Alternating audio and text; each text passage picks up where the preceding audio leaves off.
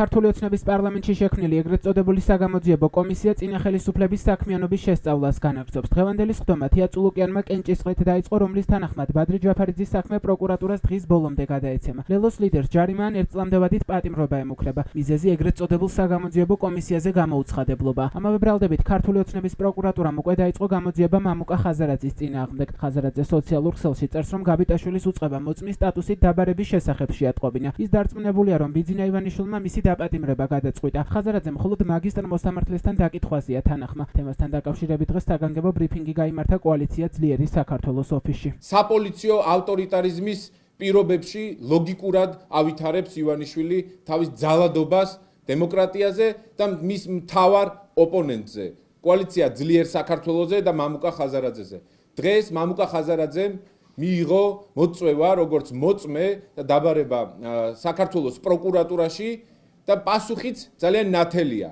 საქართველოს პროკურატურაში, რომელიც ემორჩილება მხოლოდ და მხოლოდ ბიძინა ივანიშვილის დავალებებს და ინტერესებს, მამუკა ხაზარაძე არ გამოცხადდება. თუმცა ვაცხადებთ მზაობას და თავად მამუკა ხაზარაძე მზად არის, რომ თუნდაც მურუსიძის სასამართლოში მაგისტრატი მოსამართლის წინაშე მივიდეს და გასცეს ნებისმიერ შეკითხვას პასუხი, იმიტომ რომ სიმართლე არის კოალიცია ძლიერი საქართველოს და მისი ლიდერების მხარეს. ჩვენ არ ვაპირებთ შევეგუოთ რუსულ რეჟიმს საქართველოში და სწორედ ამიტომ ივანიშვილი, რომელმაც ვერ შეძლო შეესრულებინა ქართველი ხალხისთვის მიცემული ვერც ერთი პირობა.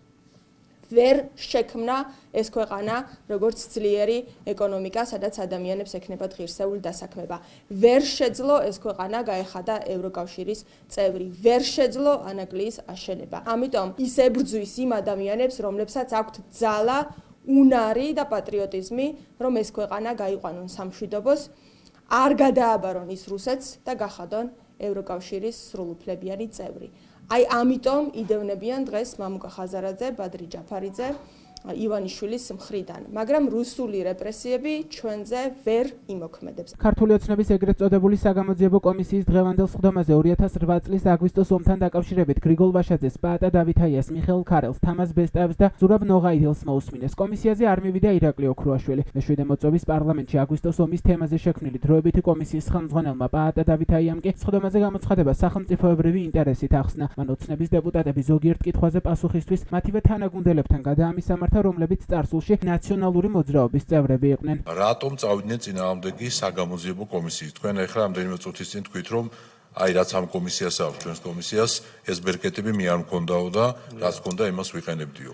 ხომ არ იყო შიში, ასე ვთქვათ, მაშინდელ ხელისუფლებაში, ნაცმოძრაობაში, რომ ბევრი რაღაცეები კიდევ უფრო გამოჩნდებოდა ამ საგამოძიებო კომისიის შექმნის შემთხვევაში, რაც შეიძლება ვერ გამოჩენილიყო დროებით საგამოძიებო კომისიის შექმნის შემთხვევაში. ამაზე თქვენ უნდა გითხოთ ნაციონალური მოძრაობის უმრავლესობის წევრებს პირველ რიგში, ეს ერთი.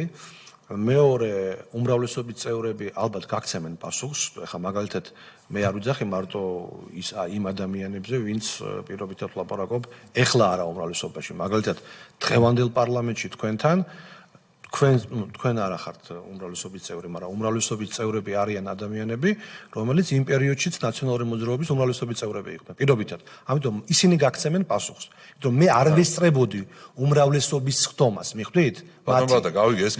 მაგრამ ეს რაც შეხედათ, ეს სამართლებრივი შეფასება აყურეთ, პრინციპულია ჩემთვის, იმიტომ რომ ადამიანი, რომელიც არის უმრავლესობაში და ეწინააღმდეგება უმცირესობას, პირობითად მაშინ დღესაც უმრავლესობაშია პირობითად და დღეს უჭერთ ხარ საგამოძიებლო შექმნას, მიხვდით? ეს ასეთ მათ უნდა გითხოთ. ქართული ოცნების კომისიაზე დღეს გამოცხადდა ნაციონალური მოძრაობის ყოფილი თავმჯდომარე და წინა ხელისუფლების დროს საგარეო საქმეთა მინისტრი გრიგოლ ვაშაძე. მისი თქმით, რუსეთმა ომისთვის მზადება ჯერ კიდევ 2006 წელს დაიწყო. ეს ქალბატონო თეა არ იყო კოსოვოს თემა.